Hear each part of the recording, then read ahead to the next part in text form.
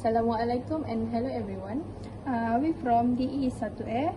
My name is Nursida binti Mursi. Today I want to explain how to use multimeter analog. This one. My name is Shafika binti Johar and I will explain about safety and precautions on handling a multimeter.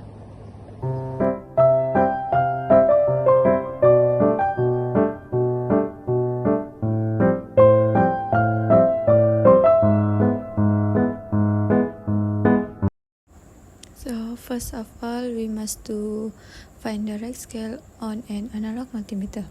Analog multimeter have a needle behind a glass window, which move to indicate the result. Typical, there are three arcs written behind the needle. These are three different scales, each of which is used for the different purpose. The ohm scale is for reading resistance. This is typical the large scale at the top. Unlike the other scale, the zero value is 1, the far right instead of the left. Then test AC or DC voltage. In general, V indicates voltage. A squiggly line indicates alternating current, and a straight or dashed line indicates direct current. The line can appear next to or over the latter. The power coming from most household circuits is AC. However, some devices may convert the power to DC through a transistor. So check the voltage level before you test an object. Hello. So I will explain about safety and precautions in handling a multimeter.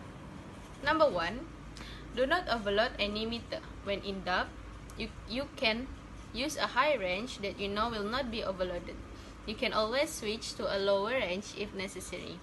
For example, if you want to measure 0.45 volts, you can put the range on 0.5 volt. But 2, before you connect a meter to a circuit, ensure that the range switch is set to an appropriate position. For example, if you want to measure resistance, you can put the range on ohm. 3, carefully check circuit connections before applying power to the meters. And then, be careful not to touch any other electronic components within the equipment. Number 4, never switch settings while the probes are connected to circuit. For example, voltage to current. So in conclusion, multimeter is a very useful equipment because it can measure resistance, DC voltage, and DC emitter. So everything is easy if you have knowledge. Thank you.